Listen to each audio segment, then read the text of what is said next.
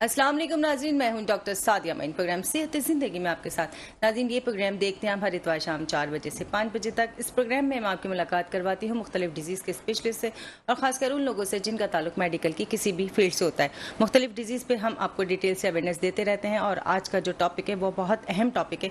आज हम बात कर रहे हैं HIV एड्स के हवाले से और 1 दिसंबर को इसका आलमी दिन मनाया जाता है। इसी मुनासबत से ये प्रोग्राम तरतीब दिया गया। इस टॉपिक पर बात करने के लिए जो मेरे गेस्ट मेरे साथ मौजूद है, मैं आपसे उनका तारुफ कराती चलूं।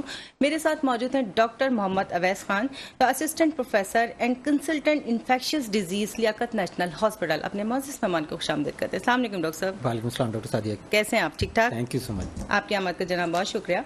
नाज़रीन, आज हम जिस टॉपिक पे बात कर रहे हैं HIV एड्स के हवाले से और 1 दिसंबर को इसका आलमी दिन मनाया जाता है। मैं कहती हूँ कि एक साल में एक दिन नहीं बल्कि हर महीने और हर हफ्ते इस टॉपिक पे बात करने की ज़रूरत है ताकि इस बीमारी से हमारे मुल्क को निजात मिले। आज हम जिस टॉपिक पे बात कर रहे हैं इस हवाले से डॉक्टर साहब से हम डिटेल से जानेंगे। डॉक्टर साहब, आज हम बात कर रहे हैं HIV एड्स के हवाले से। सबसे पहले तो आप मुझे ये बताइए कि ये HIV क्या है?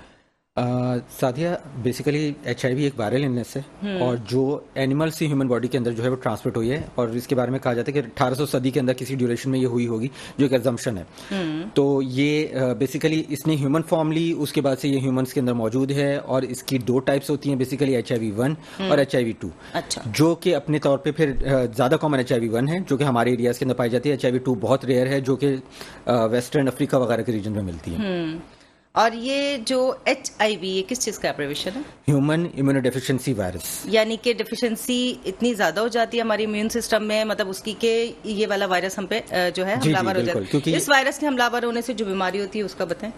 बेसिकली ये इम्यून सिस्टम को ही अफेक्ट करता है। जब इम्यून सिस्टम अफेक्ट हो जाता है तो आपकी बॉडी जो कि हर वक्त जरासीम से घिरी हुई है, हर वक्त लड़ रही है, अपने आप को मैनेज कर रही है, उसके डिफेंस मैकेनिज्म लो हो जाते हैं, जिसकी वजह से कई तरह के इन्फेक्शन के होने के चांसेस बढ़ जाते हैं और कोई भी ह्यूमन बॉडी एक्सपोज हो जाती है मल्टीपल रिस्क फैक्टर के साथ। तो वायरस का अपनी प्रॉब्लम्स अलग हैं, उसके अलावा इम्यूनिटी कम हो गई है तो सर्टेन डिजीज जैसे TB या न्यूमोसिस्टिक कार्डिनल नमूनिया, डिफरेंट तरह की इलनेसेस होती हैं जिसकी रिस्क और चांसेस बढ़ जाते हैं। अच्छा, जो हम एड्स की बात करें, HIV एड्स, ये HIV और एड्स ये दोनों सेम चीजें अलग अलग है? नहीं, मुख्तलिफ चीजें हैं। बेसिकली HIV की 4 स्टेजेस हैं। अच्छा। तो जो सबसे पहली स्टेज होती है उससे लेके तीसरी स्टेज तक हम उसको एड्स नहीं कहते हैं। अच्छा। चौथी स्टेज को हम एड्स कहते हैं। अच्छा। जब फुल ब्लोन इलनेस होती है, इम्यूनिटी वाले सेल बहुत ज्यादा गिर जाते हैं, खास मकदार से बिल्कुल नीचे आ जाते हैं, पेशेंट का वजन बहुत तेजी से गिर रहा होता है और बहुत ज्यादा खतरनाक अलामतें नमूदार होना शुरू हो जाए, तभी हम इसको एड्स कहते हैं। ठीक है, ठीक है। नाज़रीन, आज हम जिस टॉपिक पे बात कर रहे हैं HIV एड्स के हवाले से, और जिस तरह डॉक्टर साहब ने बताया कि इंसान की जो इम्यूनिटी पावर है, इम्यून सिस्टम इतना ज़्यादा वीक हो जाता है जिसकी वजह से ये वायरस जो है हमलावर होता है। और अल्लाह ताला ने जो ये निज़ाम बनाया है, कवानीन कुदरत, इस पर अगर हम अमल करें, रात की नींद जो 8 से 10 घंटे के लिए ज़रूरी है, जो हमारे इम्यून सिस्टम को स्ट्रॉन्ग करती है, लेनी चाहिए। इसके अलावा जो कवानीन कुदरत पर अमल करते हुए जो अल्लाह ताला ने हमारी सेहत के लिए सेहत बख्श ग़िज़ाएं बनाई, अपनी मुनासिब मकदार में सेहत के मुताबिक खाना चाहिए। अच्छा डॉक्टर साहब, मुझे एक बात बताइए, जब कोई पेशेंट आपके पास आता है HIV एड्स की हवाले से हम बात कर रहे हैं, तो किस टेस्ट की बिना पे जो है इसको इन्वेस्टिगेट किया जाता है कि जी एड्स है? देखें, सबसे पहले जब हम HIV की जनरल टेस्टिंग होती है जो कि एलाइजा एक टेस्ट होता है, हम उसको किट्स के जरिए टेस्ट करते हैं। गवर्नमेंट लेवल पे ये वाले टेस्ट अवेलेबल हैं हमारे पास। और फिर उसके बाद इसकी सिक्वेंशियल टेस्टिंग होती है जिसके अंदर कंफर्मेटरी टेस्ट वगैरह होते हैं। जब HIV कंफर्म हो जाता है, हमें इस बात की श्योरिटी हो जाती है कि जी HIV है, क्योंकि एक सिंगल टेस्ट के ऊपर आप कंफर्म नहीं करते हैं कभी भी HIV। अच्छा। जब कंफर्मेटरी टेस्ट करके हम कंफर्म कर लेते हैं, उसके बाद फिर हम पेशेंट के इम्यूनिटी लेवल को असेस करते हैं और फिर हम फर्दर स्क्रीनिंग करते हैं कि जी HIV के साथ साथ कोई दीगर बीमारियां तो बॉडी में मौजूद नहीं है। और अगर दीगर बीमारियां मौजूद हो, चलिए इस पर तो बाद में बात करें, पहले मुझे बताइए कि जो इब्तदाई अलामात होती हैं HIV की वो क्या होती है? जैसे मैंने पहले भी अर्ज किया आपसे कि वजन बहुत तेजी से गिरेगा, बुखार आएगा, पेशेंट का जो है वो जिस्म पे कई जगहों पे गुठलियां नमूदार हो सकती हैं। अच्छा। स्पेशली गर्दन के निचले वाले हिस्से के अंदर, बगलों में। उसके अलावा खांसी हो सकती है, उसके अलावा मोशंस लग सकते हैं, जिस्म पे धब्बे नमूदार हो सकते हैं, रैशेज हो सकते हैं। तो डिफरेंट तरह की अलामतें होती हैं। ठीक है, ठीक है। नाज़रीन, जिस तरह डॉक्टर साहब ने बताया कि नॉर्मली जब किसी को इस टाइप की अलामत मौजूद हों जो कि नॉर्मल से हट के महसूस होती है तो फौरन टेस्ट करवाने की जरूरत है। नॉर्मली जब नज़ला जुकाम बुखार होता है तो भी यही होता है कि सर में दर्द है, फीवर है, लिम्फ्स नोड सूज गए, और इसके साथ अगर ये फील हो रहा है कि आपका गला खराब है, मुंह में जख्म है और इम्यूनिटी पावर बहुत ज़्यादा वीक फील हो रही है, तो देर करने की बिल्कुल जरूरत नहीं है, डॉक्टर से कंसल्ट करें ताकि वो इस चीज़ को कंफर्म करें कि आया ये कोई मर्ज है या नहीं।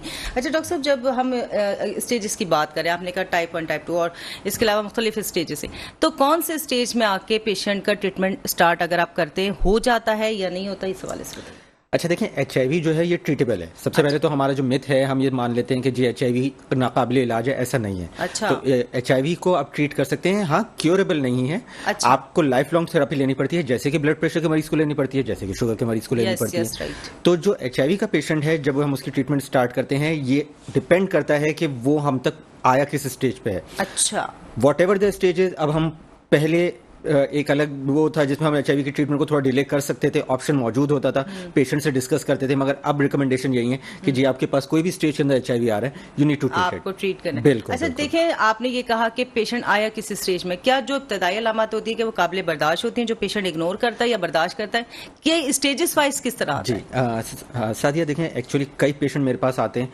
और उनको कभी कभी तो बिलीव भी नहीं हो रहा होता कि हमें HIV आ गया है, क्योंकि उनके नज़र में उनको कोई अलामत ही नहीं है, मगर वो उस वक्त HIV की स्टेज 4 तक नहीं पहुंचे होते हैं। अच्छा। उनको फॉर एग्जांपल उन्होंने ब्लड कहीं डोनेट किया, स्क्रीनिंग हुई, कंफर्म हुआ, या वो कहीं जॉब के लिए अप्लाई कर रहे थे, वहां स्क्रीनिंग हुई, कंफर्म हुआ, तो वो हमारे पास रेफर होते हैं। तो समझने की बात यह है कि HIV की स्पेशली जो इनिशियल 2 स्टेजेस हैं उसके अंदर कोई अलामत नहीं होती है। अच्छा। जब स्टेज 3 आती है तो अलामतें आना शुरू होती हैं, जैसे मैंने आपको बताया कि गुठलियां वगैरह नमूदार होती हैं, या जिस्म के आज़ा जैसे तिल्ली का साइज या जिगर का साइज थोड़ा बढ़ जाता है, वजन गिरना शुरू हो जाता है। मगर जो फुल ब्लोन अलामतें होती हैं वो स्टेज 4 के अंदर होती हैं, जिसके अंदर के पेशेंट पूरा बर्न आउट होता है, और उसके अंदर यूजुअली पेशेंट हमारे पास इस स्टेज में आते हैं। सही नाज़रीन, जिस तरीके से डॉक्टर साहब ने हमें बताया कि बहुत सारे मरीजों में ऐसा होता है कि वो जरासीम उनकी बॉडी में मौजूद होता है, चूंकि अलामत शदीद नहीं होती तो पेशेंट शायद इग्नोर भी करता है, और स्टेज 3 पे आके अलामत आना शुरू होती है। ये एक ऐसी डिजीज़ है कि इसकी बहुत सारी वजूहात हैं होने की और एक से दूसरे मुंतकिल होने की, वो हम डॉक्टर साहब से जानेंगे। डॉक्टर साहब, मुझे अभी आपने बताया कि जब किसी को ऑलरेडी कोई डिजीज़ है, शुगर है, ब्लड प्रेशर है, या एवरी कोई डिजीज़ है, तो उसके बाद अगर ये HIV हो जाता है तो वो कितनी शदीद होंगी अलामत, और जो पहले ऑलरेडी मौजूद थी क्या उनमें भी प्रॉब्लम्स आएगी बीमारियों में? देखें, अगर इमारत कमज़ोर हो तो उस पर डेफिनेटली एक अगला वार भारी ही साबित होता है। तो मैं ये बिल्कुल कहूँगा कि हाँ, अगर डायबिटीज़ और ब्लड प्रेशर मौजूद है तो हाँ, HIV का जोर ज़्यादा हो सकता है उस पेशेंट के ऊपर, मगर डिपेंड इस बात पे भी करता है कि उस पेशेंट का, पर्टिकुलर पेशेंट का जो ब्लड प्रेशर या शुगर या किडनी या XYZ कोई भी मसाइल थे, उसका कंट्रोल कितना अच्छा था। अगर कंट्रोल अच्छा होता है तो HIV को कंट्रोल आसानी से किया जा सकता है, क्योंकि पेशेंट अपने नॉर्मल लेवल पे खड़ा होता है। अच्छा, लेकिन जिस तरीके से आप बता रहे हैं कि जब किसी पेशेंट को ये डायग्नोज करते हैं कि HIV, पहले तो एक्सेप्ट नहीं करता, अब इस शॉकिंग न्यूज़ को उसको देते कैसे हैं कि वो एक्सेप्ट कर लो, फिर इब्तिदाई इलाज के तौर पे क्या तरीका होता है? देखिए, इलाज तो हमारे पास एक ही है। हम इसके अंदर जो है वो एंटी रेट्रोवायरल थेरापी होती है, ARVs कहलाते हैं, हम वो स्टार्ट करते हैं। अच्छा। और ये गवर्नमेंट की तरफ से ही इशूज होती हैं, तो ये सेंट्रली प्लेस होती है, पेशेंट का रिकॉर्ड मेंटेन होता है और हम लोग उनको इशू करते हैं दवाएं। पेशेंट को काउंसिल करना ये सबसे बड़ी स्ट्रेटेजी होती है, क्योंकि ऑब्वियसली उसके लिए अलोन नहीं, उसकी पूरी फैमिली के लिए एक तरह का एक नया इंसिडेंट होता है। तो हम उनको समझाते हैं कि देखें, ये काबिल इलाज है और इस वक्त पेशेंट को आपकी जो है वो इमोशनल हेल्प की ज़रूरत है, पेशेंट को सपोर्ट की ज़रूरत है, और ये जो पर्टिकुलर फ़र्द है जिसमें इस बीमारी की तशख़ीस हुई है, ये आगे चलकर एक नॉर्मल ज़िंदगी गुजार सकता है, बिल्कुल ही नॉर्मल फ़र्द की तरह, और अपनी तमाम तर ड्यूटीज़ और सारी चीज़ें सब परफॉर्म कर सकता है। तो इसमें कोई लिमिटेशन नहीं है, हमें इससे डरने की ज़रूरत नहीं है। इनफैक्ट हमें इसको सपोर्ट करके इस पेशेंट को यानी इसको एडवाइस करने की जरूरत है कि वो दवाएं पाबंदी से ले, ताकि वो महफूज रह सके और आगे भी इस बीमारी को ना फैलाए। अच्छा देखिए, जो कि ये एक ऐसी डिजीज है, लोग समझते हैं बस इसको मरीज के साथ रहने से, खाने पीने से, इसको छूने से क्या नहीं लगती? बिल्कुल भी नहीं। ये बीमारी स्नीजिंग और कफिंग से बिल्कुल भी नहीं। अच्छा। उस पेशेंट से हाथ मिलाने से, खाना पीना करने से, उसके साथ बैठने से किसी भी चीज से नहीं फैलती, सिवाय इसके कि पेशेंट की ब्लड या ब्लड प्रोडक्ट या उसके साथ कोई सेक्सुअल कांटेक्ट हुआ हो, इसके अलावा नहीं फैलती है। अच्छा, फीमेल की अगर हम बात करते हैं कि फीमेल्स में जैसे अगर ड्यूरिंग प्रेगनेंसी डायग्नोस होता है तो क्या किया जाएगा कि प्रेगनेंसी कंटिन्यू की जाएगी, ऐसा ना बच्चे में ट्रांसफर होगा या नहीं? लेकिन जब फीमेल के अंदर ये वाली बीमारी तशखीस होती है और वो HIV की नॉन केस है, तो हम उसके अंदर कोशिश ये करते हैं कि हम पेशेंट को ये बोलते हैं कि आप कंसीव जब भी करें जब एक खास लेवल से इसका वायरल लोड कम हो जाए, ताकि सेफ प्रेगनेंसी हो। और नहीं, ये तो चले आपने कहा, नहीं अगर ड्यूरिंग द प्रेगनेंसी बाद में जैसे बहुत सारे डॉक्टर टेस्ट करवाते हैं, हाँ, तो क्या सूरत हाल होगी? अगर उन दैट केस तब भी पता लग जाता है, तभी हमारे पास प्रोफाइलेक्सिस होती है, हम बच्चे के लिए प्रोफाइलेक्सिस दे सकते हैं। हम प्रेगनेंसी टर्मिनेट अर्लियर स्टेजेस के अंदर तो शायद रिकमेंड कर दें, बिल्कुल अर्लियर स्टेजेस के अंदर, यानी बिफोर 3 मंथ्स से शायद इसमें रिकमेंड की जा सकती है। मगर जब लेटेस्ट स्टेजेस के अंदर अगर पकड़ में आ रही होती है तो हम कंटिन्यू करते हैं, और फिर उसके अंदर माँ को जो है वो प्रोफाइलेक्सिस स्टार्ट कर देते हैं, यानी ट्रीटमेंट स्टार्ट कर देते हैं, और बच्चे के लिए प्रोफाइलेक्सिस अलग होती है। अच्छा, अब चूंकि आपने कहा कि कंटिन्यू करनी है प्रेगनेंसी कर, तो जब बेबी डिलीवर हो जाएगा तो ड्यूरिंग फीडिंग तो क्या चांसेस नहीं होंगे कि ट्रांसफर हो सकता है बच्चे में? हम उसके अंदर फिर रिकमेंड यही करते हैं, क्योंकि फीडिंग से ट्रांसफर हो सकता है, तो हम माँ को यही बोलते हैं कि जी आप कोई और जो है वो सपोर्ट अरेंज करें, या माँ को जो है किसी यानी कहीं और से माँ का दूध अरेंज करें, पर्टिकुलर सेम माँ का दूध अरेंज ना किया जाए, और उसके अलावा हम इसको जो है यानी बॉटल फीड पे ले आते हैं। ये सब चीज़ें हम एडवाइस करते हैं, यानी रिस्क को जिस हद तक मिनिमाइज किया जा सकता है उतना हद तक मिनिमाइज। ठीक है नाज़रीन, हम आज का जो टॉपिक है HIV एड्स के हवाले से, डॉक्टर साहब ने जिस तरह बताया कि हमें रिस्क को जित हद तक कम कर सकते हैं करना चाहिए, और ये एक जो कि सेक्सुअली ट्रांसमिटेड डिजीज़ है, इसके अलावा ब्लड ट्रांसफ्यूजन से ये लगती है एक से दूसरे को, और इसके अलावा बहुत सारी ऐसी ब्लड की जो कलेक्शन होती है, या अगर कभी आपको कोई तकलीफ है, आप किसी लैब में जाते हैं, ब्लड निकलवाते हैं, ब्लड लेते हैं, तो आपको ये कन्फर्म होना चाहिए कि आया वो नेटल स्टेरलाइज है या नहीं, और आपको दूसरी बीमारियां लग सकती हैं नहीं। इसके अलावा बहुत सारे हमारे मर्द हजरात, उनको एक एडवाइस ज़रूर करना चाहूँगी कि वो जब अपने हेयर ड्रेसर के पास जाते हैं तो कोई भी ब्लड हमें जो उसका लगने का खतरा होता है, यानी कट लगने का खतरा होता है, तो ब्लेड को जो है वो न्यू लगवाए, ताकि वो इस चीज़ से महफूज रख सके। और हमारी बहनें जो कि ब्यूटी पार्लर में जाती हैं, कोई भी ऐसा काम जिसके आपको ये इंस्ट्रूमेंट्स यूज करने पड़ते हैं, तो उससे कोशिश करें जिससे कट लगने का खतरा हो, ताकि आपके अंदर ये ब्लड में शामिल ना हो। जरासीम, क्या कहते हैं डॉक्टर साहब इस बारे में? बिल्कुल। इस हवाले से भी आप हमारे नाजरीन को बताएं कि कौन सी ऐसी चीजें जो हमें बहुत एहतियात करने की जरूरत है। देखें, ज़्यादातर जो केसेस होते हैं वो कम्युनिटी में इसी तरह से फैलते हैं, क्योंकि करीबी क्लिनिक्स में जाया जाता है जहां पर कोई चेक एंड बैलेंस नहीं होता, वहां पे सिरिंजेस दोबारा से रीयूज हो रही होती हैं, ब्लड प्रोडक्ट्स होती हैं, अक्सर वो कई जगहों से जो है बेची जाती हैं, उसमें स्क्रीनिंग नहीं होती है, वहां से ब्लड लगवा लेते हैं लोग जाके, अपना स्क्रीनिंग हो नहीं पाती है, जिसकी वजह से वो डिजीज ट्रांसमिट हो जाती है। अपार्ट ऑफ दिस, जैसे आपने कहा कि बार्बर शॉप्स के अंदर या ये ब्यूटी पार्लर्स के अंदर, स्पेशली जो लो स्लम एरियाज हैं हमारे, जहाँ ये प्रैक्टिसेस हो रही हैं, वहाँ पर अपने इंस्ट्रूमेंट को स्टेरलाइज नहीं किया जा सकता। ऑब्वियसली आपके पास जो कस्टमर आ रहा है वो अपना स्टेटस तो नहीं बताएगा आपको कि वो क्या है, अगर उस पर आपने इंस्ट्रूमेंट और I think it will seam odd कि अगर हम उनसे पूछें, बट जो हम अपने एंड पे कर सकते हैं वो तो यही है कि हम अपने ब्लेड को बदल दें, हम अपने इंस्ट्रूमेंट की स्टेरलाइजेशन को इंश्योर करें। अब आप देखिए, बहुत सारे लोग होते हैं दांतों की सफाई के लिए या दांतों के प्रोसीजर्स के लिए जाते हैं, ये कई दंदान साज होते हैं, ये अपने इंस्ट्रूमेंट, इनका इंस्ट्रूमेंट का आपको कोई आइडिया नहीं होगा कि वो स्टेरलाइज हो रहे हैं, नहीं हो रहे हैं, उनका क्या स्टेटस है। वो जब यूज होते हैं नेक्स्ट पर्सन के ऊपर तो वो उसी तरह से आ जाते हैं, देखने में धो दिए जाते हैं, आपको पता नहीं लगता, और फिर होता यही है कि वो इन्फेक्शन वहां पर ट्रांसमिट हो जाता है। सिर्फ HIV नहीं, हेपेटाइटिस B, हेपेटाइटिस C, बड़ी बड़ी बीमारियां। आपको एक मेरा प्रोग्राम था, मैंने हेपेटाइटिस B पे किया था, मेरे एक डॉक्टर आए थे, उन्होंने बड़ा जैसे कि ना हैरान कुन वाकया सुनाया। उन्होंने बताया मुझे कि एक फैमिली थी, उसके 8 फैमिली मेंबर्स थे, 8 के 8 को हेपेटाइटिस B हो गया। अब सब कुछ देख लिया गया कि आखिर ऐसा क्या हुआ, बट जो उनके घर मेड आती थी कि she was a patient of hepatitis B, वो डेली बेसिस पे कभी किसी का टूथब्रश यूज करती थी, कभी किसी का, और उसको ब्लड भी आता था। अब जाहिर सी बात है वो धो के रख देती थी। उसकी वजह से क्या हुआ, इतनी ज्यादा केस टेकिंग की गई तो आया पता चला कि घर की मेड की वजह से वो सारे लोग हेपेटाइटिस B का शिकार हो गए। यानी कि हमें अपने घर के मेड और सर्वेंट्स पे भी नजर रखने की जरूरत है कि आया ये किस सेहत की स्टेज पे खड़े में। नाज़रीन, ये सारी बात जो मैंने भी डॉक्टर साहब को बताई है कि ये वाकयात वो होते हैं कि हमें खुद भी अपने आप को अवेयर करने की जरूरत है, और अपने घर में आने वाली मेड्स और जो खासकर हमारे सर्वेंट्स हैं उनको भी देखने की जरूरत है कि आया उन्हें ऐसा कोई प्रॉब्लम या कोई बीमारी तो नहीं है कि आपका सेहतमंद घराना उनकी वजह से बीमार हो जाए।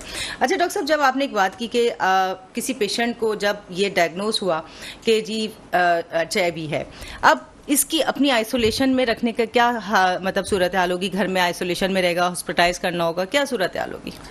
देखिए, HIV अगर अलोन सिर्फ है किसी पेशेंट को तो उसे आइसोलेट करने की कोई नीड नहीं है, अच्छा। उसमें कोई आइसोलेशन की रिक्वायरमेंट नहीं है। हाँ, मगर HIV के पेशेंट, जैसे मैंने आपसे कहा, उसकी इम्यूनिटी इतनी कम हो जाती है कि जो सबसे पहली बीमारी हम सोचते हैं, स्पेशली हमारे सर्कमस्टेंसेस के अंदर, वायरल पाकिस्तान के इन्फेक्शन अंदर, तो जब भी सारे लग रहे होते हैं इम्यूनिटी कम होने से। बिल्कुल नहीं, मगर इसके अलावा हमारी एक सबसे बड़ा थ्रेट है हमारी कम्युनिटी के अंदर TB का। अच्छा। तो इस पेशेंट के अंदर सबसे ज्यादा चांसेस होते हैं कि वो TB एक्वायर कर चुका होगा। तो हमें फौरी तौर पर, जैसे ही हमें पता लगता है कि जैसी किसी पेशेंट की रिपोर्ट आती है कि जी HIV पॉजिटिव है, हम फौरी तौर पर उसको स्क्रीन करते हैं कि TB है या नहीं है। अच्छा। अगर हमें पता लग जाता है कि जी TB है, तो फौरी तौर पर ट्रीटमेंट स्टार्ट करते हैं और उस सूरत में पेशेंट को कहते हैं आप आइसोलेट हो जाएं। अच्छा। अगर TB रूल आउट हो जाता है कि नहीं है अल्हम्दुलिल्लाह, तो हम फौरी तौर पर पेशेंट को TB से बचाव की दवाएं स्टार्ट कर देते हैं। यानी आप दोनों सूरतों में आपको कोई ना कोई डिसीजन लेना ही लेना है। मगर HIV के अपने अंदर कोई आइसोलेशन रिक्वायर्ड नहीं है।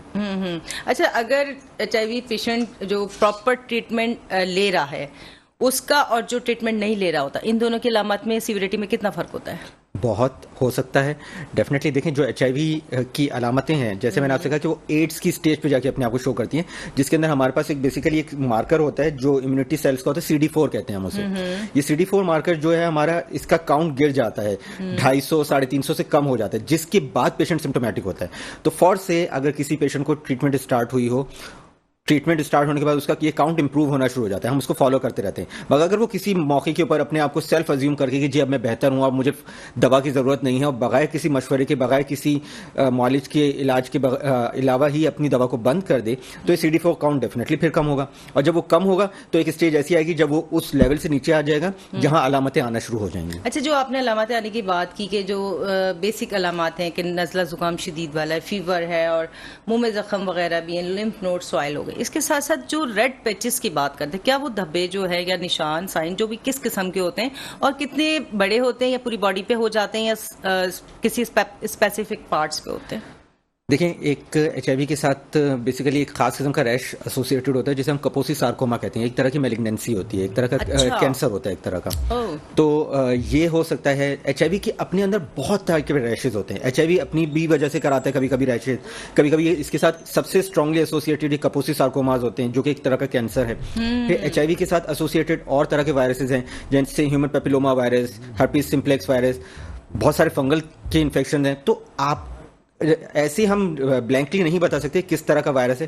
फिर HIV के पेशेंट अक्सर सादिया आप नोटिस कीजिएगा कि ये सेक्सुअली कॉन्ट्रैक्ट करके आ रहे होते हैं, तो उसके साथ एसोसिएटेड एक बहुत स्ट्रांग डिजीज होती है जो सेक्सुअली कॉन्ट्रैक्ट की जाती है, सिफिलिस कहते हैं हम जिसे। जी, तो सिफिलिस की भी जो है वो कोटेनियस मैनिफेस्टेशन होती है, स्किन की मैनिफेस्टेशन होती है जिसके अंदर स्किन पे रैशेज आ जाते हैं। तो हमें HIV के पेशेंट को ना पूरा हेड टू टो बहुत डीप में देखना पड़ता है कि किस तरह के रैशेज हैं, कौन से रैशेज हैं, किस कैटेगरी में लाए करें और किस तरह से। कभी कभी हमें बायोप्सी करानी पड़ती है, कभी कभी हम नहीं कराते, हम जनरल ट्रीटमेंट से कर देते हैं। तो HIV इटसेल्फ एक बहुत डिटेल बीमारी जिसको बहुत डिटेल में देखना पड़ता है। अच्छा, जब HIV एड्स की आप पेशेंट की इतनी ज्यादा केस टेकिंग कर रहे हैं, अब क्या इससे ये पूछा जाता है कि आया फैमिली में किसी और को है, फैमिली फ्रेंड्स में है, या उसके नेबर्स में है, या ऑफिशियल सर्कल में? क्योंकि देखें, जब आप केस टेकिंग करेंगे तो ही तो आपको पता चलेगा कि आया इसको ये मर्ज लगा कहाँ से, या उसने कोई रिसेंटली ब्लड ट्रांसफ्यूजन करवाया था, ब्लड दिया था, लिया था, XYZ, तो क्या सूरत है? डेफिनेटली जब आप किसी से हिस्ट्री लेते हैं तो उसके अंदर हमें हर चीज़ पूछनी पड़ती है। हम जैसे रियली सॉरी टू से, मगर कुछ प्रोफेशंस ऐसे हैं जिसके अंदर हाई रिस्क फैक्टर्स होते हैं। बहुत सारे ऐसे लोग होते हैं जो कि शहर छोड़ के बाहर जा रहे होते हैं, अपनी फैमिली से दूर जा रहे होते हैं, तो उसके अंदर sexually contraction of the disease के चांसेस बढ़ जाते हैं, क्योंकि वो ऐसी प्रैक्टिसेस करते हैं जिसके अंदर हाई चांसेस होते हैं, सेक्स वर्कर्स से मिलते हैं, डिफरेंट लोगों से एक्सपोजर होता है और उससे वो एक्वायर कर लेते हैं। जब वो एक्वायर कर लेते हैं बीमारी, तो ये वापस अपने घर में ले आते हैं, अपने घर में लाके जो है वो फिर डेफिनेटली। मगर ये बात फॉर श्योर होती है कि जो बीमारी है वो ब्लड प्रोडक्ट्स या सेक्सुअल कॉन्ट्रैक्शन से ही है, तो इसी में ही हमारा आंसर है। दोस्तों से मिलने से या फैमिली में दीगर कोई और फर्द है, माँ बाप, बहन भाई, इससे यूजुअली चांस नहीं होता। ठीक है। नाज़रीन, आज हम बात कर रहे हैं HIV एड्स के हवाले से। डॉक्टर साहब की मेरी कोशिश है कि हम जितनी ज़्यादा मालूमात आपको फराम कर सकते हैं, हमारे लिए इतनी खुशी की बात होगी, ताकि इस मर्ज से हमारा मुल्क पाक हो जाए। प्रोग्राम सेहत ज़िंदगी में एक छोटा सा ब्रेक है, मिलते हैं ब्रेक के बाद। वेलकम बैक नाज़रीन, हम आपके साथ मौजूद है प्रोग्राम सेहत है ज़िंदगी में, और आज हम बात कर रहे हैं HIV एड्स के हवाले से। और इस प्रोग्राम को करने का मकसद ये कि पिछले दिनों हमारे पाकिस्तान में, स्पेशली सिंध और पंजाब के मुख्तलिफ हॉस्पिटल्स में कुछ पेशेंट्स रिपोर्ट हुए। आया उनकी रिपोर्ट होने की क्या वजूहत है कि ये मर्ज किस तरीके से उनमें ट्रांसमिट हुआ, इस बारे में डॉक्टर साहब से जानते हैं। डॉक्टर साहब, जो भी मुख्तलिफ चैनल्स पर मैंने न्यूज़ देखी थी कि हमारे पंजाब में ये थोड़ा इसके पेशेंट्स रिपोर्ट हुए, बल्कि पूरे पाकिस्तान में कह सकते, तो ऐसा क्या वजूहत होगी जो एक नेचुरल प्रोसेस से हटकर नॉर्मली मुख्तलिफ एजेस के लोग होते हैं, बच्चे भी हैं, तो किस तरीके से ये ट्रांसमिट हुआ? देखें, इसमें सबसे बड़ी वजह जो हो सकती है, जो हम समझ सकते हैं, वो एजुकेशन लेवल है। अच्छा। अगर आप देखें कि सिंध, पंजाब, बलूचिस्तान, पेशावर, हमारे बड़े एरियाज और एक बहुत बड़ा उनका एक तबका जो है वो बेसिक तालीम से महरूम है। तो उसकी वजह से जब उनको तालीम नहीं मिलती है तो उनको अवेयरनेस नहीं होती, उनको पता नहीं होता कि क्या चीज़ उनके लिए सही है, क्या चीज़ उनके लिए गलत है।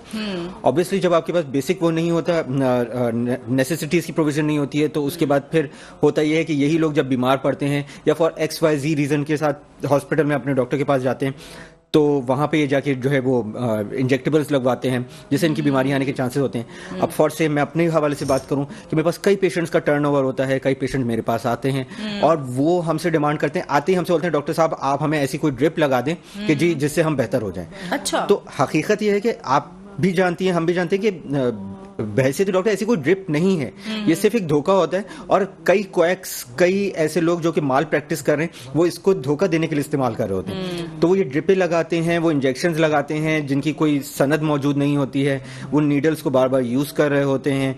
जैसे आपने कहा वो नीडल उनके सामने ओपन नहीं करते हैं। फिर एजुकेशन ना होने की वजह से लोगों को सेक्सुअल प्रैक्टिसेस का पता नहीं है, सफाई का ख्याल नहीं है, ब्लड प्रोडक्ट्स कोई खून का अतिया कर देता है, स्क्रीन नहीं होता है, दूसरे को वही ब्लड लग जाता है। तो मल्टीपल एलिमेंट से हमारे पास आ रही है जिसकी वजह से बीमारी फैलती जा रही है और उस पर कोई कंट्रोल हमें नहीं मैसर हो रहा। ठीक है। अच्छा डॉक्टर साहब, आप क्या समझते हैं ऐसा क्या होना चाहिए? देखिए, हम अगर हुकूमती सतह पे बात करें या जो हमारे सिटीज के कहना चाहिए डॉक्टर्स हैं, बड़े हॉस्पिटल्स हैं, क्या उन्हें अवेयरनेस सेशन रखने की जरूरत है मुख्तलिफ छोटे शहरों में, विलेज में, ताकि उन पीपल्स को जाके थोड़ा एजुकेट किया जाए? मतलब नॉर्मली अगर हम उर्दू में भी बीमारी के बारे में समझाएंगे तो इतना तो समझ आ जाएगी। क्या इस सतह पे काम करने की जरूरत है कि इस मर्ज पे जल्दी काबू पाया जाए? डेफिनेटली। देखें, sexual education should be a part of your basic education. तो इस वक्त जैसे मैंने आपसे कहा बेसिक एजुकेशन ही अवेलेबल नहीं है, मगर हम लोगों को समझा सकते हैं कि एटलीस्ट उनके लिए सही गलत क्या है। उनको ये बता सकते हैं कि जी अगर कोई ऐसा चीज आप किसी के पास जा रहे हैं, कोई दवा ले रहे हैं, चाहे वो आपको फ्री में ही क्यों ना लगा रहा हो, आपको पता होना चाहिए कि आप पे कैसे वो दवा लगाई जा रही है, उस दवा की सनद क्या है, आप उसको चेक करें, सही और मुस्तनिद डॉक्टर्स के पास जाएं। जिस डॉक्टर के पास आप जा रहे हैं उसके बारे में आपको इस बात का श्योरिटी होनी चाहिए कि जी ये एक मुस्तनिद डॉक्टर है, इसके पास मुस्तनिद सामान मौजूद है और ये सही प्रैक्टिस कर रहा है। तो ये सब चीजें तो होना तो बहुत ज्यादा जरूरी है, क्योंकि देखिए ना, जब तक लोगों में अवेयरनेस नहीं होगी, लोगों को उस चीज का पता ही नहीं होगा, तो वो कैसे केयर करेंगे? और देखें, बात क्या होती है कि मुझे बात बताएं कि मुख्तलिफ फैमिलीज में जब खुदा न खास्ता ये पेशेंट कोई डायग्नोस हो गया, अब पेशेंट को जब आइसोलेट कर आप घर में कर ले या वो घर से चला जाता है, मुल्क से बाहर चला जाता है, क्या सूरत होती है? कोई ऐसा वाकया, कोई ऐसी स्टोरी है आपके पास? देखिए, हमारे पास कई ऐसे पेशेंट होते हैं जो मेरे पास आए हैं। कुछ स्टोरीज बहुत सैड होती हैं ऐसे पेशेंट्स की, जैसे कि फॉर एग्जांपल मेरे एक आध पेशेंट ने मुझे रिपोर्ट किया था and he was a suspected case, बाद में प्रूवन भी हुआ। He was travelling from Karachi to somewhere towards Punjab और Sindh, I don't remember, I can not recall, मगर वो जो है वो ट्रैवल कर रहे थे एंड जब वो ट्रैवल कर रहे थे तो रास्ते में कहीं सिक्योरिटी इशूज हुए, वहां पे जी उनकी गाड़ी को रोका गया और उनको जरगमाल बना के he was being sexually assault हुआ उनके साथ। तो it was a very sad story. और फिर बाद में जो है वो उनका पॉजिटिव आया, हमने जब उनका वर्कअप किया। सो इस तरह की बहुत चीजें हैं। हमारे पास सिक्योरिटी इशूज भी हैं हमारे शहर के अंदर, हमारे मुल्क के अंदर। तो हमें बहुत सारी चीजों की, बहुत सारे एलिमेंट्स को देखने की जरूरत है। हम इस बात की श्योरिटी की बहुत यानी इस बात की श्योरिटी बहुत नेसेसरी है कि जब आप ट्रैवल कर रहे हो तो आपको पता हो कि आप किस एरिया में जा रहे हैं, आपका वहां का जो है वो सिक्योरिटी का क्या आलम है। ट्रैवल मॉर्निंग में या डे टाइम में करें और रात में ट्रैवल ना करें, क्योंकि मल्टीपल एलिमेंट्स होते हैं। ये डिजीज जब कोई एक्वायर कर लेता है तो एज आई सेड कि ये एक बहुत बड़ा ट्रॉमा होता है, नॉट फॉर द मोमेंट बल्कि फॉर द लाइफ लॉन्ग एक फैमिली के लिए। तो इट्स बेटर कि आप अपनी सिक्योरिटी मेजर जरूर जो है मैनेज करके रखें। ठीक है, यानी कि इंसान को हर हवाले से रहने की जरूरत है। ठीक है ना, जिस तरीके से डॉक्टर साहब ने हमें बताया कि हमें बहुत सारी जिंदगी के अपने कामों में, अपनी लाइफ में जो कुछ आप नया करने जा रहे हैं उसके बारे में जरूर अवेयरनेस होनी चाहिए कि आया आप कहाँ जा रहे हैं और किन लोगों से मिलेंगे। और सबसे बड़ी बात कहूँ कि देखिए, जो परवरदिगार आलम ने कवानीन कुदरत बनाया और जो उसका हुक्म है कि इन चीजों से रुक जाओ, तो उससे खुद को रोक के रखे और जो उसने हुक्म दिया उस पर अमल कीजिए, तो हम बहुत सारी बीमारियों से, बहुत सारी तकलीफ से खुद बच जाते हैं जब हम अपने परवरदिगार की हुक्म पे अमल करते हैं। अच्छा डॉक्टर साहब, आपसे अभी जब मैं बात कर रही थी कि एक डिफरेंट ऐसे भी थे लोग के जो शहर नहीं बल्कि मुल्क छोड़ के चले गए, उनके साथ वहाँ पे भी कुछ ऐसी कहानी हुई, तो उस हवाले से बताएं। हाँ, एक मैंने अभी आपको जैसे ब्रेक टाइम में बता रहा था, एक हमारे पास एक और भी केस था, उनके अंदर तो वो बेचारे वो अब मेरे पेशेंट हयात नहीं है। ये पेशेंट जो थे ये बेसिकली शहर से बाहर गए थे, मुल्क से बाहर गए थे, और वहाँ जाके ये बेसिकली अफ्रीकन कोई कंट्री थी जिस तरफ इनका ट्रैवल करना हुआ था, और वहाँ जाके ये जो है वो अगवा हो जाते हैं। I don't know for what reason, but इनकी फैमिली ने इनको ट्रेस किया और बहुत ही ज़माने बाद ये उन तक पहुँचे हैं, और जब वो पहुँचे हैं तो जी बहुत बुरे हालात में थे। एक तो माल नरिश थे, डेफिनेटली वो इस ड्यूरेशन में उनको जो है वो बेसिक न्यूट्रिशन नहीं मिल रही थी, बहुत बुरे हालात में थे। फिर ये खैर इनको लेकर वापस एक मेंटल ट्रॉमा अलग होता है हमारा, तो जब इनको ये वहाँ से बाहर निकाल कर लेकर आए और ये जब घर पहुँचे हैं, कुछ अरसे बाद इनको जो है वो एड्स की अलामतें आना शुरू हुई हैं। तो फिर जब उन्होंने फॉलो किया और जब उनको प्रूव हुआ तो ये समहाउ और दी अदर वे ये हमारे पास लैंड किए, और जब इनकी ये सारी बीमारी पता लगी थी तो बहुत सैड स्टोरीज होती हैं कभी कभी इस बीमारी से जुड़ी हुई। जैसे अभी पिछली स्टोरी मैंने आपसे शेयर की ये वाली की, तो बस इम्पॉर्टेंट बात यह है कि इसका इलाज मौजूद है। अगर कभी किसी के साथ किसी भी तरह का सेक्सुअल एक्सपीरियंस हुआ हो या कोई ऐसा एक्सपीरियंस हुआ हो जो कि माजी में रहा हो, उसको उस पर्टिकुलर फर्द को चाहिए कि अपनी स्क्रीनिंग जरूर करा ले और अपने डॉक्टर से जरूर मशवरा करे, ताकि उसकी प्रॉपर स्क्रीनिंग, क्योंकि HIV भी अगर जैसे फॉर एग्जांपल किसी शख्स का आज एक्सपोजर हो गया तो अगले दिन उसका टेस्ट पॉजिटिव नहीं आएगा। ये वाली बात समझने की जरूरत है, बहुत इंपॉर्टेंट है। कम से कम जब ये पॉजिटिव आता है हमें इसके लिए 45 दिन से 1.5 महीना चाहिए, तो इसमें तो पेशेंट भूल भी जाएगा कहाँ गया था और कहाँ नहीं गया था। बिल्कुल यही प्रॉब्लम है, क्योंकि हमारे पास अगर किसी का कुछ ऐसा रिस्क होता है वो अगले ही दिन फॉलो करते हैं और वो परेशान होते हैं, उनका एंजाइटी लेवल बहुत हाई होता है, वो हमसे डिस्कस करते हैं कि जी आप हमारे टेस्ट करें। तो उस वक्त जो हम स्क्रीनिंग करते हैं वो रिफ्लेक्ट करती है उनकी एक्चुअल बॉडी की स्क्रीनिंग को।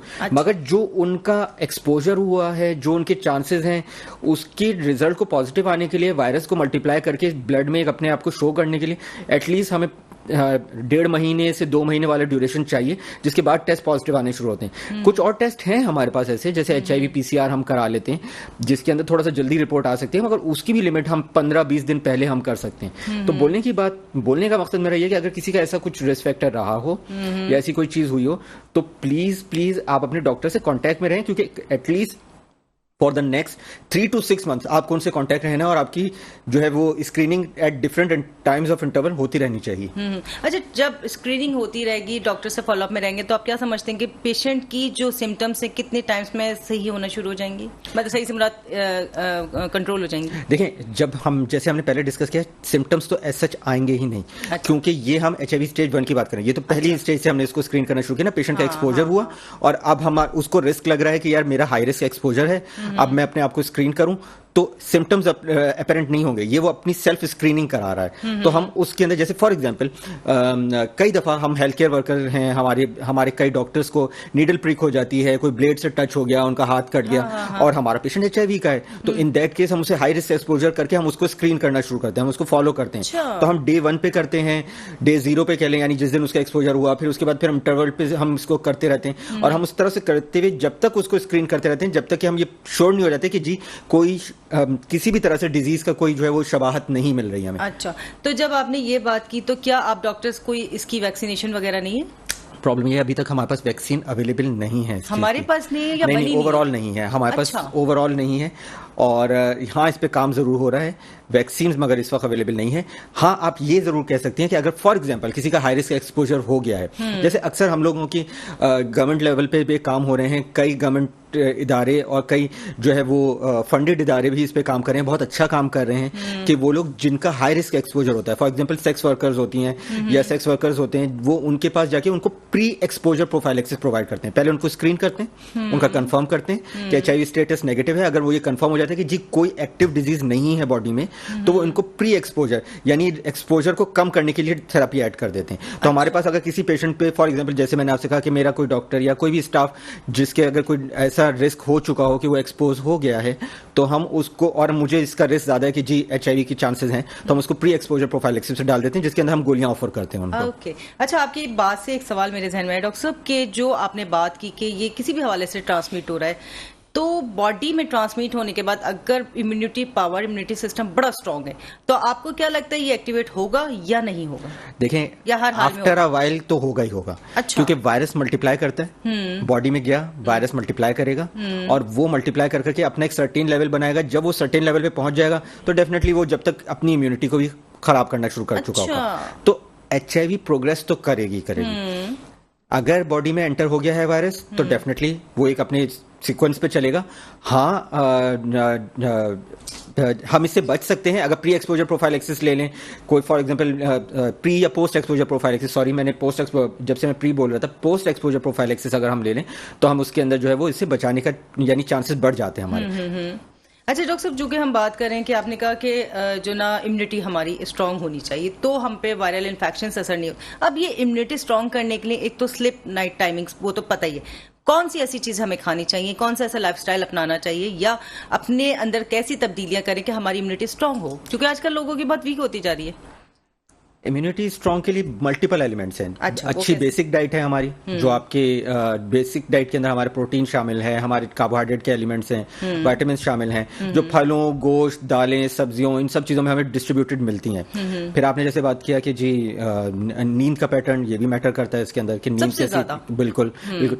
आजकल स्ट्रेस बहुत ज़्यादा है हमारे ऊपर, जॉब को लेकर स्ट्रेस हो सकता है, फैमिली इशूज़ को लेकर हो सकता है, मल्टीपल एलिमेंट्स होते हैं जिसकी वजह से स्ट्रेस होता है। तो स्ट्रेस को कट डाउन करने की जरूरत है, अपनी बॉडी को टाइम देने की जरूरत है। ऑब्वियसली आपकी बॉडी आपका पूरा बोझ उठाए हुए, तो हम अपनी बॉडी को इग्नोर कर देते हैं। बिल्कुल, हम जो है वो जी जब रिलैक्स होंगे तो हम निहारी खाना फोकस करेंगे, बर्गर खा लेंगे, मगर उन कैलोरीज को जो हमने एक्वायर किए हैं उसको बर्न आउट कौन करेगा? अच्छा। उसके लिए एक्सरसाइज कैसे करनी है? हाँ। क्योंकि ऑब्वियसली बॉडी आपकी उन सब चीजों को जो आप उसमें पुल कर रहे हैं उसको बर्न करने की भी तो जरूरत है, उसकी ये भी तो रिक्वायरमेंट है कि उसको फिट रखने के लिए आप काम करें।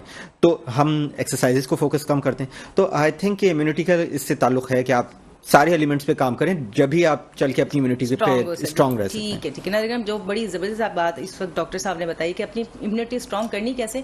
जो परवरदिगार ने रात बनाई है वो सोने के लिए बनाई है। आप रात को टाइम पे सोएं, 8 से 10 घंटे की नींद लें, उसकी बनाई हुई तमाम नेमतें, फल, सब्जियां, गोश्त, दालें, अपनी ग़िज़ा को जो है ना प्रॉपर और मुनासिब मिकदार में अपनी सेहत के मुताबिक खाइए, अपनी लाइफस्टाइल को चेंज कीजिए और इसके साथ साथ अपनी जिंदगी में किसी भी किस्म की कोई एक्सरसाइज, वॉकिंग शामिल करें। फिजिकल एक्टिविटी जरूर होनी चाहिए क्योंकि जो कुछ आप खाते हैं वो बर्न करना भी बहुत जरूरी है, हमारी सेहत के लिए बहुत जरूरी है। अगर हमें बहुत सारी ऐसी बीमारियों से बचना है तो अपनी जिंदगी को सादा और आसान बनाना होगा और अल्लाह के हुक्म के मुताबिक जिंदगी गुजारें तो बहुत बेहतर होगा। प्रोग्राम सेहत जिंदगी में एक छोटा सा ब्रेक मिलते हैं, ब्रेक के बाद।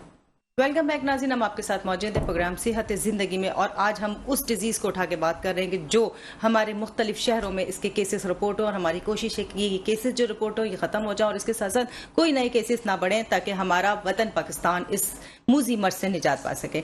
और नाज़रीन, जितनी हमारी कोशिश है हम आपको अवेयरनेस दें, खुद भी इस पर अमल करें, दूसरों को भी बताएं ताकि ये एक सदका जारिया है कि अगर कोई इस बीमारी से बच सके और उसको अवेयरनेस होनी चाहिए कि आया ज़िंदगी में किन चीज़ों से बचकर हम इस बीमारी को बीट कर सकते हैं। अच्छा डॉक्टर साहब, मुझे एक बात बताएं, मुख्तलिफ उसकी बात कर रहे हैं, अपने शहर, अपने पाकिस्तान की बात करते हैं, मुख्तलिफ ममालिक की बात करते हैं, तो इस बीमारी से डेथ रेशो क्या है?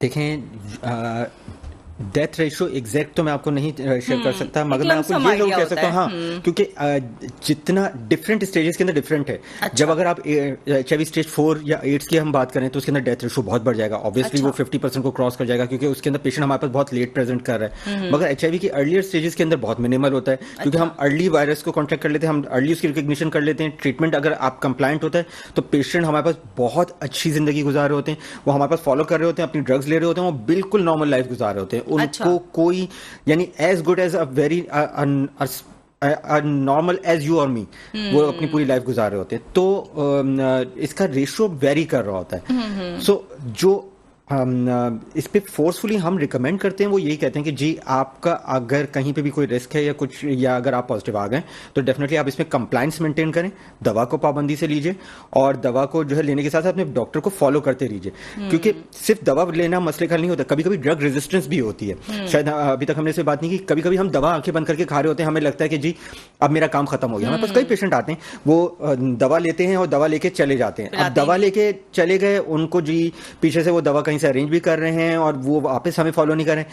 अब इस वायरस से आप ऐसे नहीं लड़ सकते, क्योंकि हमें इसके अंदर कुछ खास किस्म के ब्लड के टेस्ट कराने पड़ते हैं। अच्छा, हमें चेक करना पड़ता है। फॉलोअप में रखना डेफिनेटली डॉक्टर के फॉलोअप में रहना बहुत जरूरी है, क्योंकि आप सिक्वेंशियल 3 महीने पे 6 महीने पे इनके कुछ ब्लड के टेस्ट को फॉलो करना बहुत जरूरी होता है, जिसमें आप देखते हैं कि वायरस का लोड कितना चल रहा है, आप देखते हैं कि इम्यूनिटी का लेवल क्या चल रहा है। अच्छा। आप पेशेंट की क्लिनिकल अलामतों को नोट करते हैं कि यार ये इसका वजन कैसा चल रहा है, इंक्लाइनिंग ट्रेंड पे है, इंप्रूव कर रहा है, नहीं कर रहा है। तो इन एलिमेंट्स को मॉनिटर करने के साथ साथ आप कहते हैं कि हाँ जी मैं सक्सेसफुल थेरेपी पे हूं या नहीं हूं, क्योंकि वायरस ह्यूमन की तरह एक जिंदा चीज है और ये रेजिस्टेंस क्रिएट कर लेता है। तो कई दफा ऐसा होता है कि हम दवा दे तो रहे होते हैं, पेशेंट भी दवा पाबंदी से खा रहा होता है, मगर वायरस जो है वो रेजिस्टेंट हो चुका होता है दवा से, और वो दवा पता लगा जी उस पर असर ही नहीं कर रही है। अच्छा। तो वो इन दैट केस जब हमारे पास लैंड करता है तो उस वक्त तक जो है वो डिजीज फैल चुकी होती है। तो ये बात पहले से पेशेंट को अवेयर करने की जरूरत नहीं होती कि जनाब अगर आपको लगे कि तबीयत नहीं संभल रही है और आपकी अलामात में कोई बेहतरी नहीं आ रही तो आप राब्ता करें हमसे। डेफिनेटली हम उनको हर विजिट पे ये वाली बात बोलते हैं, हम उनको बताते हैं कि जी फॉर एग्जाम्पल शुरुआती डिजीज के अंदर हम उनको हर महीने या 1.5-2 महीने या 3 महीने पे फॉलो कर रहे होते हैं। फिर जैसे जैसे हम देखते हैं कि जी अच्छा कंट्रोल आ गया बीमारी के ऊपर, तो हम उनका विजिट बढ़ा देते हैं, हम कहते हैं आप 6 महीने पे हमें फॉलो कर लीजिएगा। अच्छा। मगर हमारी पूरा कोशिश होती है कि हम साल में 2 से 3 मरतबा पेशेंट को जरूर देखें, नंबर 1। नंबर 2, डेंजर सिम्टम्स हम उनको बताकर पहले से रखते हैं। अच्छा। कि जैसे खांसी हो जाए, आपको मोशन होना शुरू हो जाए, बुखार आ जाए और मुस्तकिल बुखार आ जाए, वजन गिरना शुरू हो जाए, ऐसी कोई भी अलामत हो तो आप प्लीज, चाहे आपका टाइम हो ना हो, आप हमारे पास अर्ली फॉलो कर लीजिए। अच्छा। ताकि हम उससे एसोसिएटेड देख सकें कि ये क्यों अलामतें आपको डेवलप हो रही हैं। ऐसा तो नहीं कि ये अलामत ना हो, शदीद कोई और वायरल इन्फेक्शन। डेफिनेटली कोई और, क्योंकि डेफिनेटली ये तो हम जानते हैं कि इम्यूनिटी लो हुई हुई है, तो कोई भी वायरस या कोई भी बैक्टीरिया का जो इन्फेक्शन है वो इनके ऊपर थोड़ा सा ज्यादा जोर से स्ट्राइक करेगा, जरा ज्यादा स्ट्रांगली इफेक्ट करेगा। ठीक है। अच्छा डॉक्टर साहब, जब चूंकि हम बात करें कि एक उसके उस साथ रहने से, खाने पीने से नहीं लगता ये मर्ज, तो क्या जिस शख्स को ये मर्ज हो जाए उसकी जिम्मेदारी बनती है कि आया वो अपनी फैमिली फ्रेंड्स को, अपने ऑफिशियल सर्कल को या अपनी कुलीग्स को बताए कि आया उसको ये तकलीफ है, ताकि दूसरे जो सेफ रहें, या फिर उसको बिल्कुल ही जो ना आइसोलेट कर देंगे वो लोग? देखें एक्चुअली हमारी सोसाइटी के अंदर इसका एक्सेप्टेंस इतनी आसानी से नहीं है। नाम से डर जाते हैं, एक टैबू डिलनेस है ये। तो हम नाम से डर जाते हैं। मगर एक चीज है कॉन्फिडेंशियलिटी। हम जो भी HIV का पेशेंट आता है हम उससे डिस्कस करते हैं, ये पहले बात, उसकी इमीडिएट फैमिली से डिस्कस करते हैं, जैसे उसके माँ बाप या उसकी बीवी, और फिर जब उनसे, इनफैक्ट उसकी बीवी फर्स्ट, क्योंकि वो सबसे हाई रिस्क पे है, और फिर उसके बाद अगर वो ये कहते हैं तो फिर दीगर लोगों को डिक्लेयर करते हैं। और इसमें पूरा पेशेंट का राइट है कि वो अपनी बीमारी को जिसको चाहे डिक्लेयर करे ना करे। हाँ, सिवाय उन लोगों के जो उससे सेक्सुअल कांटेक्ट में आ रहे हैं, या अगर, क्योंकि एथिकली तो वो ब्लड किसी को डोनेट कर ही नहीं सकता इस वक्त, मगर अगर कभी कोई ऐसा मामला हो कि जी कोई इससे सेक्सुअल कांटेक्ट में आ रहा हो, तो डेफिनेटली उस वक्त ये एक जिम्मेदारी है कि हम उसको, यानी उनको बताना चाहिए कि भाई मेरा ये वाला रिस्क फैक्टर है। अच्छा, जब ब्लड ट्रांसफ्यूजन किया जाता है तो ये स्क्रीनिंग में तमाम टेस्ट स्क्रीन किए जाते हैं कि स्पेशली HIV वगैरह के, वो तो नहीं है? जो ब्लड बॉर्न डिजीज होती है हम उसको स्क्रीन करते हैं, जैसे कि सिफिलिस हो गया, हेपेटाइटिस B हो गया, हेपेटाइटिस C हो गया, HIV हो गया। तो जो स्पेशल ब्लड बॉर्न डिजीजेस होती हैं हम उनको स्क्रीन कर लेते हैं इसके अंदर, और ये देख लेते हैं। अच्छा, जो आपने जो जिस तरीके से बात की, कोई मैरिड है तो चले उसकी वाइफ मौजूद है, वो आपस के ताल्लुकात की तो बात की बात है। जब कोई अनमैरिड है मेन, तो क्या वो शादी कर सकता है अपनी वाइफ से? फिर वो कैसे जो ना रिलेशनशिप एस्टैब्लिश करेगा? अच्छा देखें, ये भी एक बड़ा अच्छा इंटरेस्टिंग सवाल आपने किया, क्योंकि कई पेशेंट हमसे यही सवाल करते हैं। इसमें होता ये है कि जब पेशेंट हमारा आता है हमारे पास और वो फॉर से मैरिड नहीं है, और अब वो आगे के लिए प्लान कर रहा है कि मैं किस तरह से कर सकता हूँ, तो हम उसके अंदर उसको पूरा प्लान देते हैं कि जी हम आपको सिक्वेंशियली फॉलो करेंगे, और हमारा टारगेट ये होगा कि हमारे पास वायरस की copies less than 100, less than 50 के लेवल पे आ जाए, यानी इतने अनडिटेक्टेबल रेंज के अंदर आ जाए कि हम उसको डिटेक्ट ही ना कर पाए। साथ ही साथ आपका CD4 काउंट, जो मैंने आपसे शुरू में बताया कि जो इम्यूनिटी लेवल होता है वो इंप्रूव हो जाए, और आपकी क्लिनिकल स्टेटस भी हमारे पास अच्छा हो। तो जब हम ये तीनों चीजों को मैच करते हैं और हम कंसेक्यूटिवली देख रहे होते हैं कि जी हमने 3 महीने पे, 6 महीने पे, साल पे पेशेंट को देखा और patient is doing great, he is doing well, तो हम फिर उसके बाद गो अहेड देते हैं कि जी अब आप प्रोसीड कर सकते हैं, अब आप अपनी शादी भी कर सकते हैं। आपकी वाइफ जो होंगी उनको जब आप शादी कर लें, बाद में आप लाके उनको भी एक दफा स्क्रीन करा लीजिएगा, और हम सिक्वेंशियली उनको भी फॉलो करते हैं, फिर उनकी वाइफ को भी फॉलो कर लेते हैं। यानी कि आप ये जो पूरा प्रोग्राम फॉलोअप में देते हैं, अब चूंकि ये उनका रिलेशनशिप एस्टैब्लिश्ड हो गया, बेबी कंसीव हो गया, तो अब ये मजीद वाइफ को भी कंटिन्यू फॉलोअप में रहना है, क्या करना वाइफ को ऑब्वियसली जब थ्रू आउट प्रेगनेंसी वाइफ को फॉलोअप में रहना पड़ता है, क्योंकि वाइफ जो है हमें सबसे पहले ये भी देखना पड़ता है वाइफ का क्या है, यानी वो भी पॉजिटिव तो नहीं थी शुरू से, क्योंकि हम जिस कपल के बारे में बात कर रहे हैं वो कपल था जिसके अंदर सिर्फ मेल अभी जो है वो यानी पॉजिटिव था। तो अगर वाइफ है हम उसका लेवल देखते हैं और फिर उसकी प्रेगनेंसी के अंदर उसको फॉलो करते हैं कि जी कहीं उसको ट्रांसमिट तो नहीं हुई, क्योंकि चांसेस कम हो जाते हैं जब आपका वायरस सीरम में डिटेक्ट नहीं होता, ब्लड में नहीं दिख रहा होता, तो अब ये ट्रांसफर के चांसेस मिनिमाइज हो जाते हैं, बहुत ही मिनिमम लेवल पे चले जाते हैं।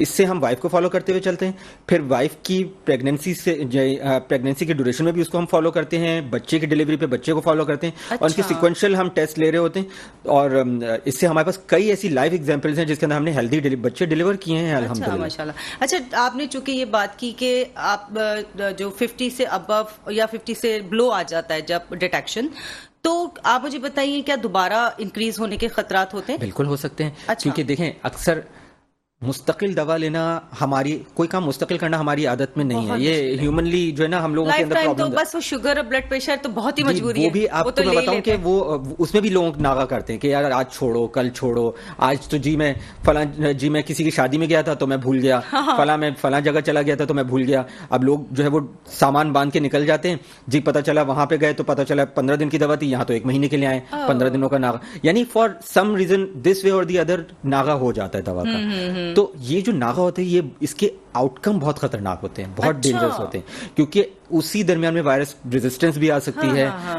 मैंने जैसे आपको बताया अभी थोड़ी देर पहले हम डिस्कस कर रहे थे, जब रेजिस्टेंट हो जाता है तो फिर उसके बाद जब आप दोबारा से रीस्टार्ट करते हैं दवा को तो गारंटी नहीं होती है जब तक हो सकता है वायरस रेजिस्टेंट हो चुका। मेडिसिन की सॉरी पावर हाई देनी पड़ती है मेडिसिन की? हाई हम लोग, मैं नहीं कहूंगा इसको, हम फिर उसको स्विच करते हैं, यानी एक ऑप्शन से दूसरे ऑप्शन पे जाने के बाद, मगर वो ऑप्शन आसान नहीं होता, क्योंकि जो नेक्स्ट ऑप्शन होता है उसके साइड इफेक्ट कुछ अलग होते हैं। हमारा पेशेंट एक लेवल पे आ गया, अभी आपने कहा कि उसके लेवल्स कम हो गए इम्यूनिटी के, यानी अच्छे हो गए, वायरस लोड भी कम हो गया, तो पेशेंट अच्छा चल रहा था, मगर वो कहीं ना कहीं अपनी ही किसी गलती की वजह से उस पूरे ट्रेंड को मिस कर देता है। अच्छा, जो आपने बात की कि हम जैसे मुख्तलिफ पेशेंट्स हैं, मुख्तलिफ डिजीज की बात कर रही हूँ, जैसे शुगर का, ब्लड प्रेशर का, या ये जो HIV की बात कर रही है जो कंटिन्यू फॉलोअप में रहना, कितने डोजेस जो ड्रॉप करने के बाद जो है ना वायरस दोबारा जो रजिस्टर? देखिए कोई डिफाइंड डोज नहीं है कि जिसके अंदर आप इतना डोज ड्रॉप करेंगे। एक आध दिन का नागा पेशेंट को चल जाता है, हाँ, होता है ना, एक आध दिन का नागा शायद चल जाता हो। अच्छा। मगर वो भी आपका एक आध दिन का नागा महीने में 2 महीने में एक बार, ऐसा नहीं कि आपने हर एक दिन छोड़ के एक दिन का नागा कर रहा हो। शुरू में तो बहुत ही कंप्लायंस रखनी है आपने, और इनफैक्ट हम तो सब अपने पेशेंट को ये बोलते हैं कि आप खाना भूल जाइए मगर आप दवा मत भूलिए, और जब दवा आपकी खत्म होने वाली हो उससे एक हफ्ते पहले ही हमसे आके अपनी नेक्स्ट डोज की दवा ले जाइए। अच्छा, ताकि किसी भी तरह से आपकी दवा मिस होने का चांस ना हो। अगर आप ट्रैवलिंग प्लान कर रहे हैं तो आप पहले से ही ट्रैवलिंग ड्यूरेशन की दवा हमसे ले जाएं। अच्छा। ताकि आपकी दवा मिस ना हो, क्योंकि साथ प्रॉब्लम यही है, दवा मिस होती है, रेजिस्टेंस और हर जगह मिलती भी तो नहीं है जो नहीं मिलती है, क्योंकि इसका रिकॉर्ड, ये दवा टोटली WHO या गवर्नमेंट के हाथ में है। अच्छा। ये दवा ओवर द काउंटर नहीं मिलती, और प्रॉब्लम यही होती है कि जहां पेशेंट मिस करता है वहां ये दवा उसके हाथ से निकल जाती है। अच्छा। और शायद हमारा इलाज भी पूरा निकल जाता है। और ये क्या दवाइयां बहुत कॉस्टली होती है? नहीं, इसकी कॉस्ट पे मैं बात नहीं करूंगा, क्योंकि ये ओवर द काउंटर अवेलेबल ही नहीं है, ये सिर्फ गवर्नमेंट प्रोवाइड कर रही है, और on the basis of the record provide कर रही है कि जी मेरा ये पेशेंट पॉजिटिव आया, इसका एविडेंस है, और उसके अगेंस्ट में होती है। अच्छा, ये बताइए कि पेशेंट्स जो आपके पास ज्यादातर आते हैं और जो नॉर्मली आप देखते हैं कि मेल ज्यादा होते हैं, फीमेल ज्यादा होती हैं?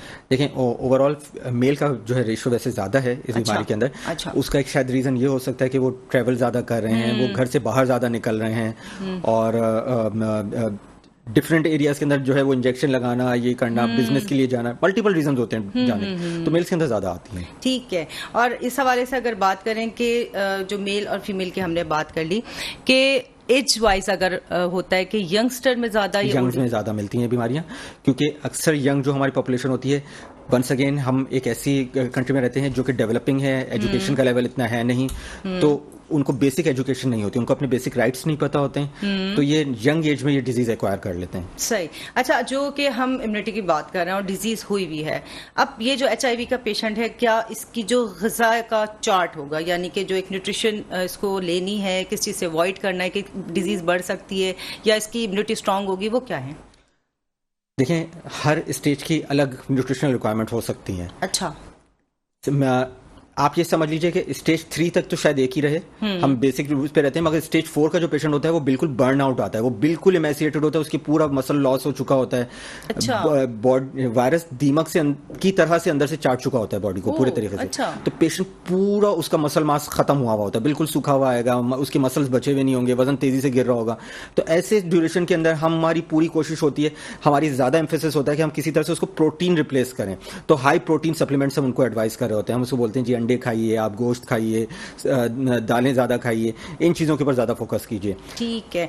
और जिस तरीके से हम ये बात करते हैं कि जी एकदम जो फर्स्ट अगर आप पिक्चर देखते हैं तो वो हेल्दी होता है पेशेंट, उसको आपको देखने से नहीं अंदाजा होगा, लेकिन क्योंकि जैसे कहते हैं ना ड्यू टू द टाइम वो कंडीशंस उसमें आती रहती है सीवियरिटी में। अच्छा, तो आपने ये तो मुझे बता दें। अब हम मेरे प्रोग्राम के 2 मिनट ही रह गए खत्म होने में, कोई ऐसा मैसेज जो हमारी आवाम के लिए हो और साथ में कि वो अपने आप को सेफ भी करें और इस चीज़ की अवेयरनेस भी हो उनको। सबसे इम्पॉर्टेंट बात, सबसे अहम बात कि आप अपने बच्चों को, आप अपने घर में जो छोटे लोग हैं और स्पेशली अपने आपस में भी गुड टच बैड टच के बारे में बात करें, इसको कॉमन बनाएं। बच्चों को पता हो, बड़ों को पता हो कि गुड टच बैड टच क्या होता है।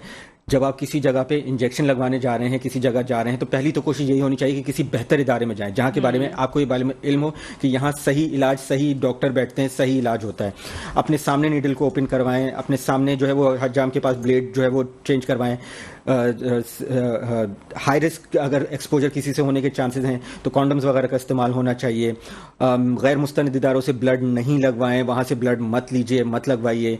कोई ड्रिपें वगैरह गैर ज़रूरी तौर पे मत लगवाइए। लोग अक्सर जिस्म में दर्द हो रहा होता है, कमर का दर्द है, XYZ, अक्सर बुढ़ापे के अंदर या किसी भी वजह से जाके इंजेक्शन लगवा रहे होते हैं। ये गली के कोनों पे या कहीं जगहों पे पहलवान, हज्जाम, डिफरेंट लोग बैठे होते हैं, उनसे इलाज ले रहे होते हैं। तो ये सब चीज़ें गैर मुस्तनद हैं, गैर मेयारी हैं, इसी से ये बीमारी फैलती है। और इसका वक्ती तौर पे तो नहीं पता लगता, मगर जैसे जैसे वक्त गुजरता जाता है तो इसका आउटकम बहुत खतरनाक हो सकता है। ठीक है डॉक्टर साहब, जबरदस्त आपका मैसेज और आपकी आमद का बहुत शुक्रिया। आज जितनी अवेयरनेस आपने दी, कोशिश है कि अल्लाह ताला जो है हमारे मुल्क से इस बीमारी को दूर फरमाए। नाज़रीन, आज हमारे साथ मौजूद थे डॉक्टर अवैस खान, जो कि इन्होंने बताया कि बेसिकली HIV एड्स क्या है, इसकी अलामात, इसके फैलने की वजूहात और इसका इलाज क्या है। तो इस हवाले से खुद भी अवेयर होइए, दूसरों को भी अवेयरनेस दीजिए ताकि हमारे मुल्क से इस बीमारी की लानत को दूर किया जा सकता है। प्रोग्राम सेहत ज़िंदगी से अपनी मेज़बान डॉक्टर सादिया अमन को इजाज़त दीजिए। अल्लाह ने चाहा जिंदगी रहे, फिर मुलाकात होगी। अल्लाह हाफ़िज़।